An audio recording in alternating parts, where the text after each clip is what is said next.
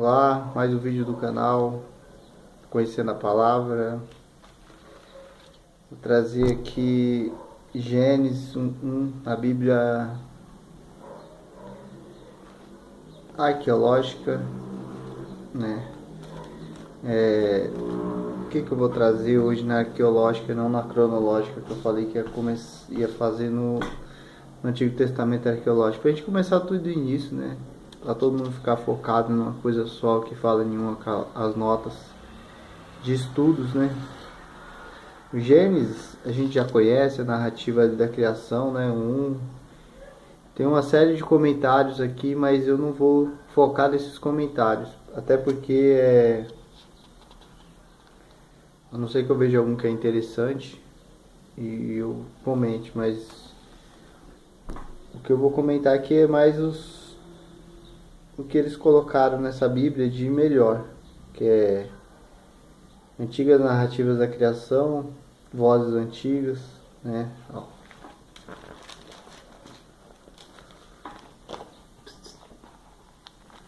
Esses pergaminhos aqui, que eles colocam igual um pergaminho, né? Tem outras coisas muito legais aqui, vou dar uma lida. Mas como eu acho que o vídeo fica muito grande às vezes, eu não vou ler tanto não. Depois que eu acabar de fazer esse vídeo, aí eu vou dar uma lida aqui nesse esboço aqui embaixo. Comentário bíblico, se for legal eu falo, senão eu abandono. Bom, vamos lá. Nesse trecho aqui pequenininho onde eu mostrei, que é esse aqui, ó, vozes antigas, todos nós sabemos que aqui é a Bíblia arqueológica, né, da editora Vida, e a gente estamos explorando aí alguns fatos que eles colocaram nessas Bíblias que para nós vai ser de muita importância, pelo menos para quem não tem elas ainda, né? Aqueles que quiserem adquirir, melhor ainda, né? Mas aqueles que não têm, quiser assistir o vídeo, vamos lá. Vozes antigas. Nobre Deus da primeira ocasião, que edificasse os povos e fizesse nascer os deuses, originou que se tornou possível que tudo vivesse no coração de quem foi falado, que os viu evoluir. Aquele que predisse o que não era e pensou o que é. Da estela de Ramsés, monumento da pedra inscrito.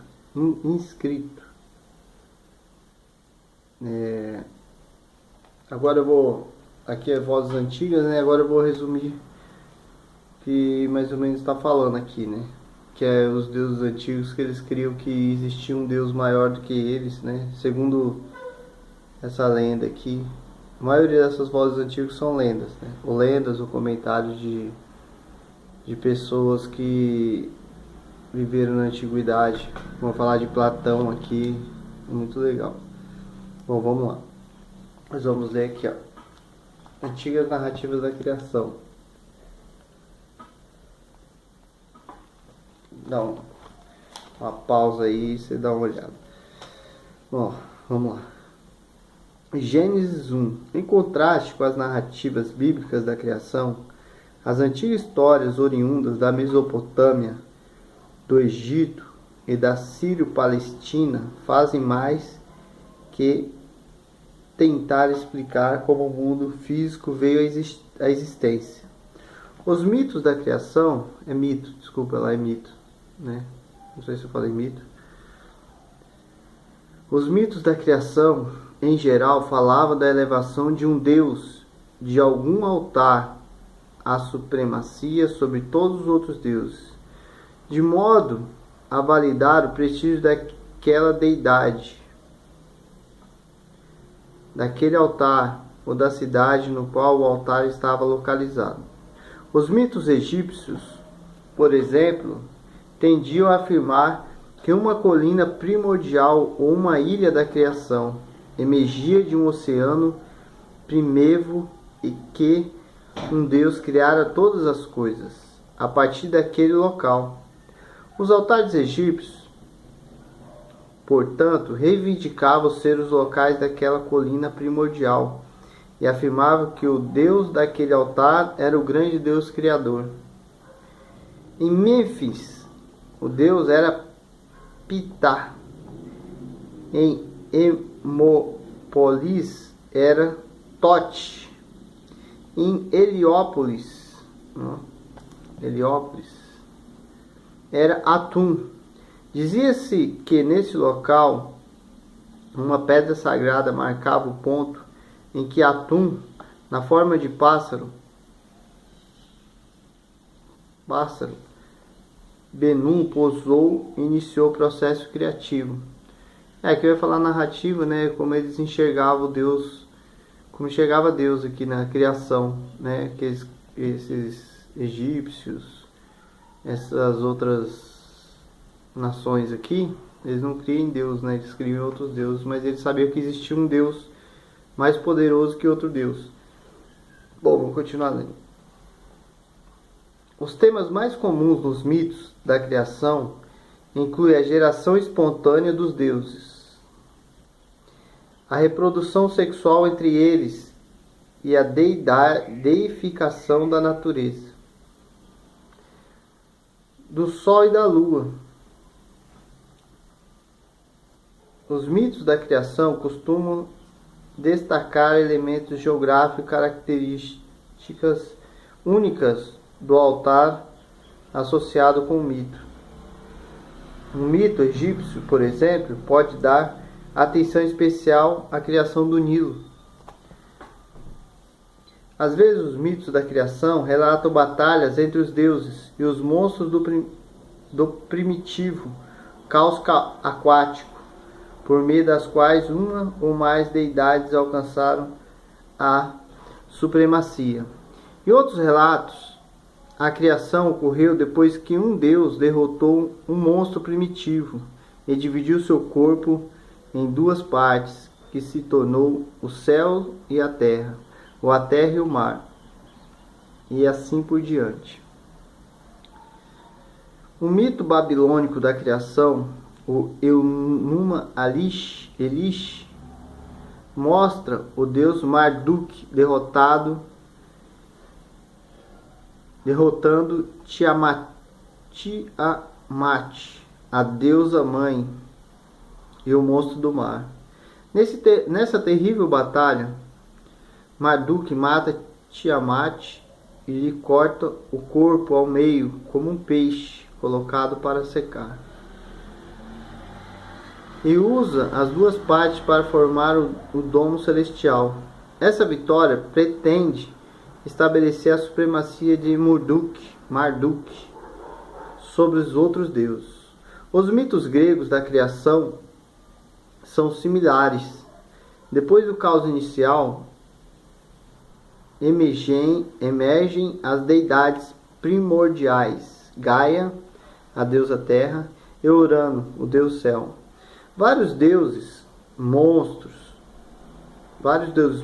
como Cronos, Tifon e os titãs, nascem deles. Mas Zeus, filho de Cronos, os derrota e estabelece presente ordem mundial. No mito da criação de várias fontes, os humanos são criados como burros de cargas. Abriu parênteses. Burro de cargas. Se considerava o ser humano burro de cargas, para realizar o trabalho sujo. E o pior que é isso mesmo, porque quantas vezes nós vemos as pessoas se dedicando aos outros deuses, trabalhando para eles, fazendo oferendas, né? Como burros de cargas mesmo, né? Ai, Deus. E a gente vê os mitos antigos e nada mudou, né? Não, vamos lá, vamos continuar aqui. Foi só um parênteses que eu abri porque eu achei muito legal essa citação aqui, porque nós vivemos dessa mesma maneira. Não que o nosso Deus, que é o que a gente crê, que é o da palavra, Yahvé, nós somos burros de carga, não, mas os outros a gente percebemos. Eu ouvi uma reportagem no Discovery que como é que é o nome? São Jorge, parecia, né? E ele estava fazendo um documentário e ele falava assim: esse aqui é meu burro, igualzinho, esse aqui é meu burro, onde que eu monto nele e faço o que eles querem. E eles estavam fazendo oferendas para ele, chamou de burro. Você acredita nisso? Eu estava lendo aqui e lembrei. Amém? Mas vamos continuar aqui. Trabalho sujo dos deuses. Alguns mitos apresentam os humanos como escravos dos deuses também, cuja função primária é alimentá-los com seus sacrifícios. Olha aqui, tá vendo? Até alimentar com seus sacrifícios. A maioria das vezes que a gente vê os candoblicistas, né? Nada contra, cada um faz o que quer, mas eles colocam as coisas lá, as oferendas para comer. E olha aqui, nós vamos continuando, né? O relato de Gênesis desafia de forma implícita esses antigos mitos da criação, ao afirmar a unidade e soberania de Deus, e ao apresentar os corpos celestes e as grandes criaturas marítimas como sua criação, e os seus seres humanos como administradores. Né? Tá vendo? Deus já nos coloca como administradores. Bom, vamos lá. E ainda portadores da imagem de Deus. Em vez da ideia posterior de algo nascido da necessidade ou da indolência divina, a narrativa de Gênesis refere-se ao Sol e à Lua columinares maior e menor. Por quê? Ao descrever dessa forma os corpos celestes, a Bíblia os reduz à condição de meros objetos físicos que governam apenas no sentido de que emitem luz e demarcam o calendário. Em contraste com muitas línguas antigas, as palavras traduzidas por Sol e Lua também se referem ao Deus Sol e o Deus Lua, ou a deusa Lua. A deusa Sol, a deusa Lua, que está mostrando. Ou vice-versa, homem ou mulher. Isso nós vamos decorrer da caminhada da Bíblia, né? Nós vamos lendo e isso acontece mesmo. Por exemplo, a palavra hebraica traduzida por Sol é Shemesh. Eu não sei ler direito, né? Mas pelo que eu entendi é C-H-E-M-E-S-H, Shemesh. Porém, Shamak é também chamado o nome do deus mesopotâmio, que já é com CH, né? É com SH, esse é com CH. M-A-C-H. Eles trocaram a letra S por AC. E também o nome do deus Sol, Mesopotâmio. A palavra grega traduzida por Lua é Selene, e também o nome próprio de a deusa, Lua grega. Da deusa Lua grega. De modo semelhante, os antigos consideravam as estrelas ou as constelações seres divinos, mas a sucinta declaração bíblica, Deus fez também as estrelas, em Gênesis 1:16, relega esses corpos celestes à condição de objetos criados, né? Enquanto eles achavam que era algum tipo de né? O Sol e a Lua. A gente lembra um pouquinho também das pessoas que mexem com astrologia. Não sei se o nome é esse, astrologia. Que os cosmos, né? A gente sabe aí que existe. Será que, né? Eu acho que é astrologia. Aqui ele já mexeu com isso também, ó. Tá vendo? Eu achava que as coisas, né, que estão lá no espaço são coisas divinas para nos orientar. E tudo foi Deus que criou, nós sabemos, né? Tudo cai por terra diante da palavra. Mas amém, vamos continuar. O relato de Gênesis rejeita o tema central da religião pagã. A definição da natureza também é muito interessante, que não haja a pretensão de elevar Yahvé sobre os outros deuses. Na verdade, no sétimo dia da história da criação, em Gênesis 1:1 e 2:3, Yahvé não é nomeado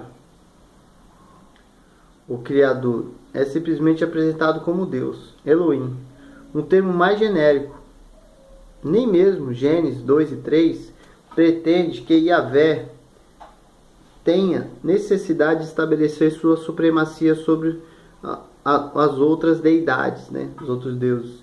Não há conquista de outros deuses, ou monstro, ou nenhum altar ou cidade é apontado como local do início do processo criador de Deus.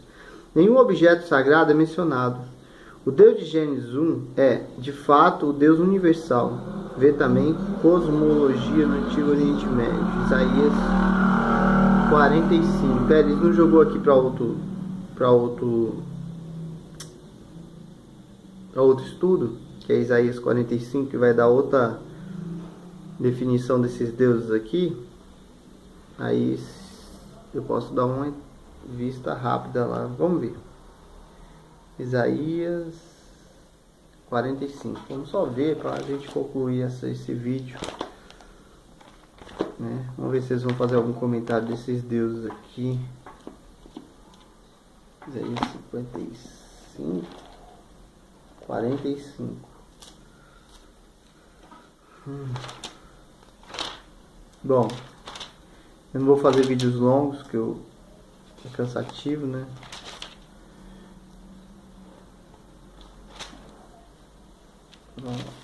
A cosmologia no Antigo Testamento.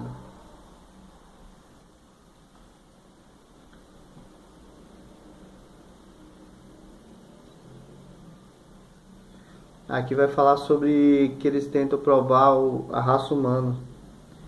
É um pequeno trecho, mas eu não vou ler, porque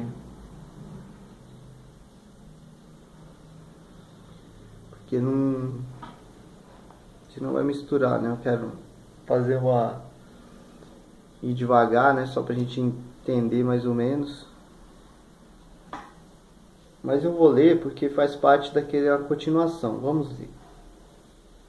A cosmologia trata de uma ordem da natureza do universo. A observação da natureza pelos povos antigos era transformadas em metáforas que lhe permitiam entender o seu lugar no mundo. Vários mitos tentam explicar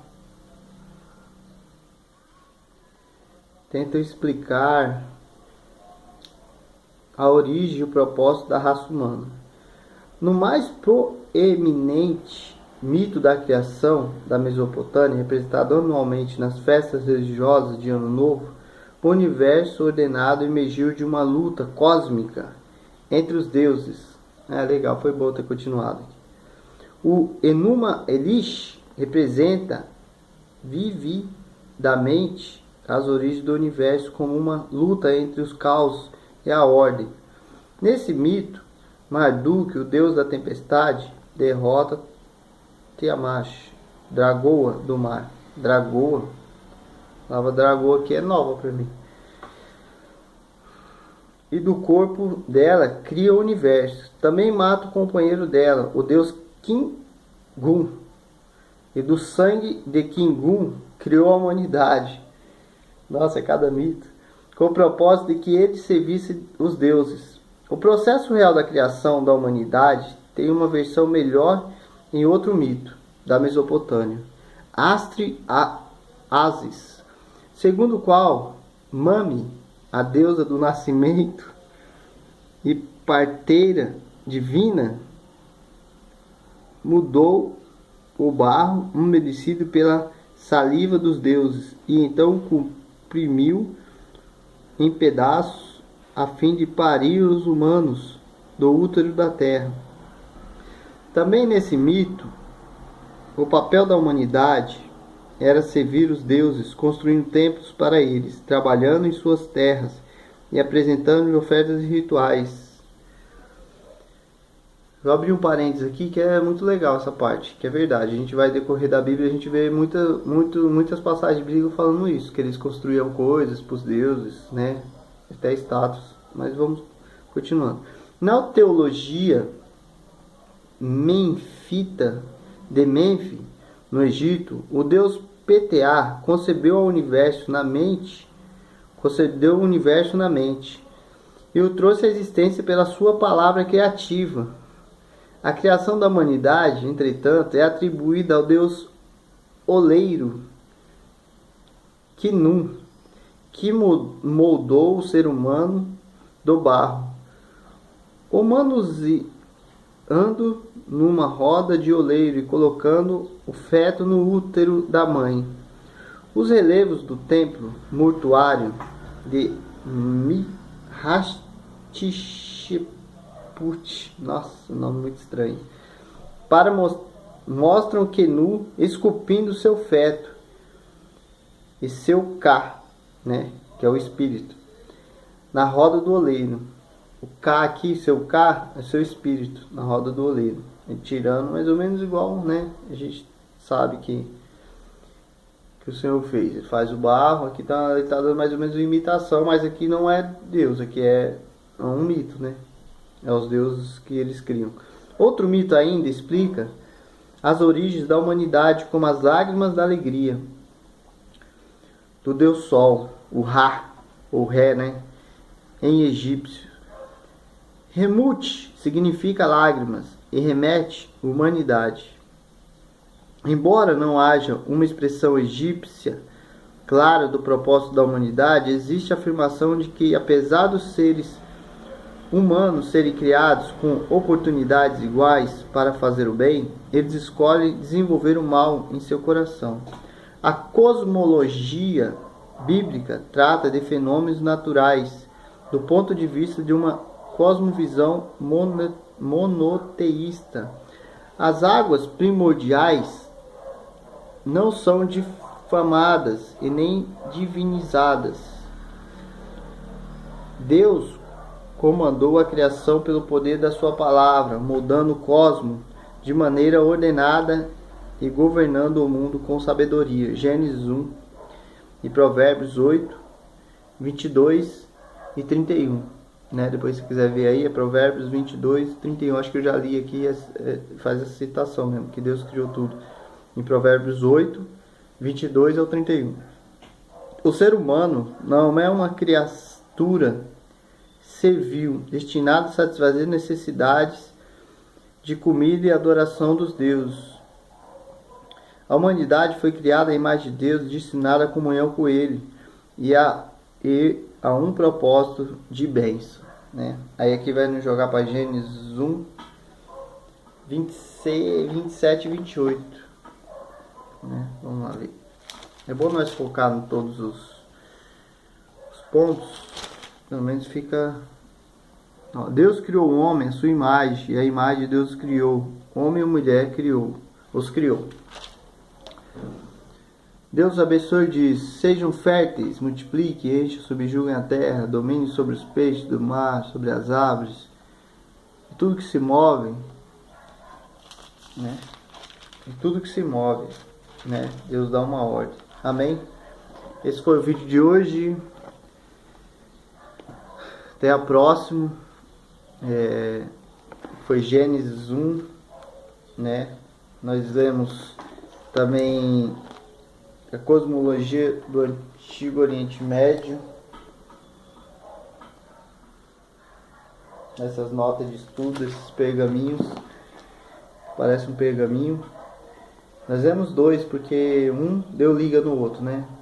Espero que tenha entendido, né? Não, acho que ficou claro, né? Que aqui são alguns mitos que acontecia nos tempos antigos, né? Que a gente não tem data definida. Aqui tem outros vários estudos, mas eu não vou focar em todos os estudos, que senão vai ficar muito difícil compreender, né? Eu vou colocar só mesmo os fatos que eles colocaram, né? O próximo vídeo, para a gente ficar com vontade de vê-los, vai estar escrito assim: a localização do Éden, né? Lógico que estudo segundo os historiadores, né? Que essa Bíblia arqueológica é mais historiadores. Esses fatos que tem nessa Bíblia aqui, eles são todos, pelo menos está escrito aqui, são todos registrados, né? De alguns museus onde eles tiraram fotos. E é isso, né? Porque a gente crê não por fatos, mas crê pela fé, né? A fé, não, a gente não precisa ver, né? Quantos crentes tem hoje em dia, quantas pessoas que creem no Senhor, que creem em tudo que aconteceu com Jesus e nunca souberam de nada. Mas a arqueologia veio para comprovar tudo que a gente crê. E é bom para nós, né? Não que nós devemos se apegar, mas é bom. Porque existe muitas pessoas que desmentem, tentam desmentir a verdade de Deus, né? Mas amém, esse foi o vídeo de hoje. E Deus abençoe. Até a próxima.